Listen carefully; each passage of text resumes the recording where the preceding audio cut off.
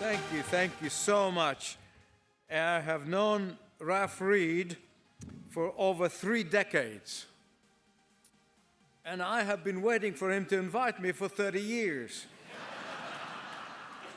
And I've known him to be such a tireless worker, and truly I'm honored to accept Max and Ralph's invitation. Faith and Freedom Coalition is known best, the best door knockers in the world.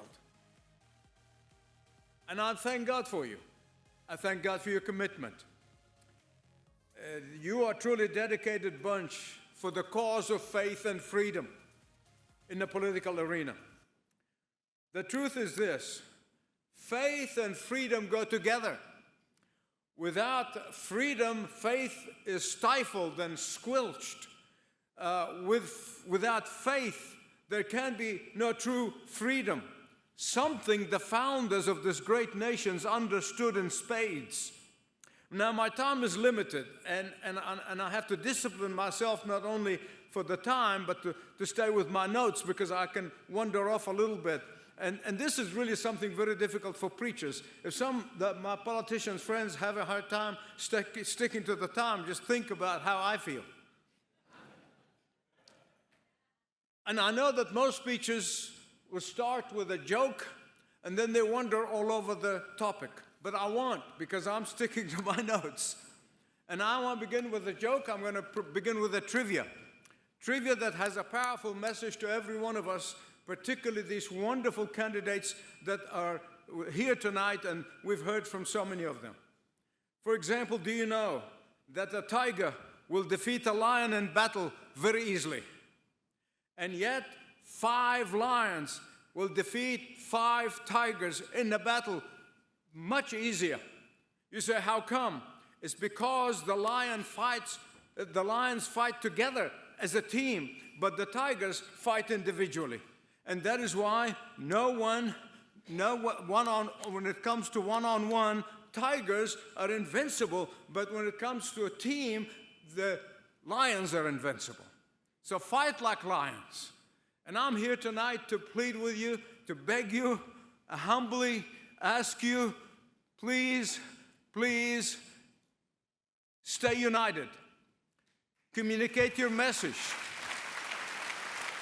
I want to tell you, for God's sake, for our children's sake, for the country's sake, for Georgia's sake, for our children and grandchildren's sake, do not tear each other apart during the primary. Then get to the election time and the election day totally wounded and unable to win against your opponents. You know, and I know that the left will always march together in line like toy soldiers. That is the nature of socialism. That is the nature of Marxism. There is no individuality. But listen, please, you and I understand. That is not what I'm appealing for you to do. By all means, express your individuality. By all means, express your personality. By all means, articulate your vision. But when it's all over, fight together like lions. For those of you who might not know me, in the late 60s, I escaped the horrors of socialism and authoritarianism of Egypt. And that is why it grieves me no end. It grieves me no end when I see so many in this blessed nation to be flirting with Marxism and flirting with socialism, which inevitably will lead to authoritarianism and dictatorship. When Mr. Nasser started his socialist experiment in Egypt, in a very short period of time, Egypt was the breadbasket of the region. But in those few years, it turned into an economic basket case. He started by taking over the big companies, the Suez Canal, and the foreign banks. And as Margaret Thatcher said, the problem with socialism is that soon you run out of other people's money. And so he started 10 years later, taking off small companies, went from the big bank to small companies. I'll never forget to the day I die that day in 1963, when my father returned home only after an hour for leaving for work to his small oil distributorship. And he returned to say that an armed soldiers have sealed the safe in his office. And they told him, this is now a government property. My friends, please listen to me. And that is why I'm pleading, and I have been doing this for years, in writing, in my books, in speaking, to America to wake up and realize what's going on. Do not lose the liberty and the freedom that God Himself gave to this blessed land. And for the sake of the brave men and women who fought for this freedom, and some of them died for that freedom. But I could not be a preacher worth my salt without quoting the scripture. And so Psalm 133 said, how beautiful it is when God's people dwell together in unity. And that is my plea tonight. Unity. Unity. And I want to tell you what unity is, but before that, I'm going to tell you first what it is not. Unity is not uniformity. Unity is not conformity. Unity is not a loss of individuality. It is not glossing over the truth. And it's not winking at falsehoods. Listen to me, please. The unity that the Bible tells us about and talks about is not the unity at any price. It is not the unity in compromising of the truth. It's not the unity of going along to get along.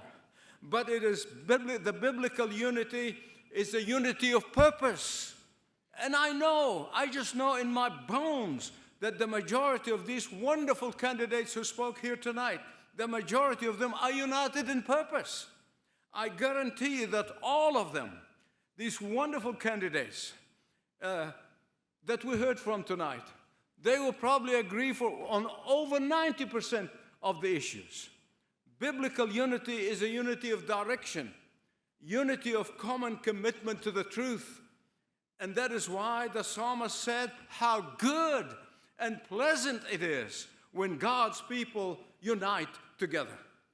That means that we have the same conviction, that we are cut out of the same cloth. I remember as a young boy, I had older sisters, and I remember my mother saying to them, they used to knit all the time, and they would say, don't knit wool with cotton. It ruins the garment. And we are cut of the same cloth here tonight. And that is why I am pleading with you.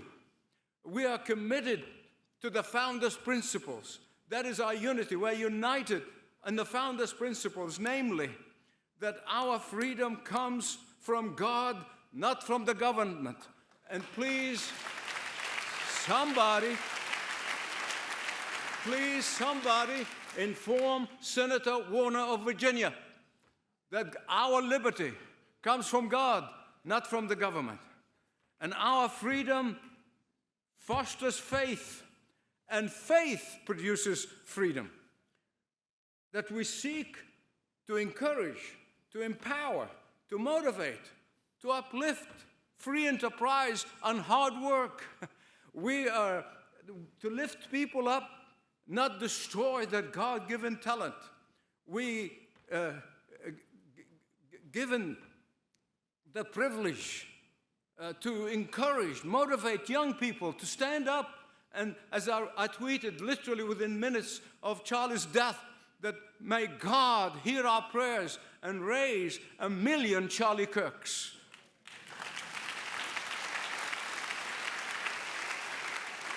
And the greatest thing about this great nation is that we give our allegiance to an ingenious document called the Constitution of the United States of America, not to a political ideology. Some have called this beautiful unity a rare and exotic plant. And that is why we need to nurture it. We need to guard it, not allow others to undermine it. In fact, I dare say that God blessed the unity of the Spirit. Why? Because it is peaceful, it is serene, it is joyous, it is inviting. Why else do you think millions of people line up like me to come to this country legally? I am so thankful to the Lord for my salvation, first of all, and for the privilege that I live in this great land. Why? Because they want to escape from the horrors of the lives that they're living in, which now is being flirted with by so many people in this country. Please listen to me. I want to give you another example from the animal world. Peter, people are going to love me tonight. When a group of thoroughbred horses face an attack from the outside, they stand in circle, facing each other, and with their back legs, they kick at the enemy. But donkeys, on the other hand, did you get that? Donkeys. They do the opposite. They circle up, facing the enemy, and with their hind legs, they kick each other. That is why we have an elephant. And so I'm here to plead with you.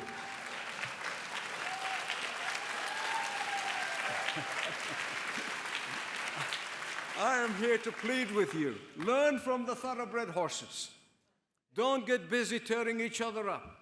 Unite in facing an evil ideology that seeks to destroy our families, to destroy our morals, and to destroy our Judeo-Christian foundation. And so let me ask you to ask yourselves, as you run for these offices, and many of the others who might not be here, but I want to ask you, before you start tearing into your fellow conservatives, please ask yourself this question. In fact, I'm going to ask you that question, and I want to invite you to answer me. Are you ready?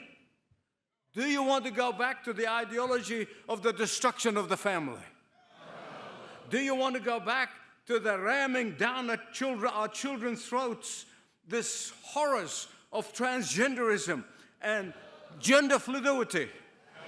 Do you want to go back to ramming down our children's throats that boys can invade girls' sports and their private spaces? Do you want to go back to gender surgeries for every inmate at taxpayers' cost? Do you want to go back to targeting people of faith and the pro-lifers? Do you want to go back to forcing the sisters of the poor to pay for abortion? Do you want to go back for Easter Sunday to be Transgender Visibility Day? Do you want to go back to the loss of First Amendment? Do you want to go back to the loss of the Second Amendment? Do you want to go back to the appointing of a Muslim extremist as ambassadors in charge of religious freedom? Thank God for you, Brother Mark Walker. Do you want to go back to targeting of conservative Catholics? Do you want to go back to persecuting outspoken parents who want to protect their children?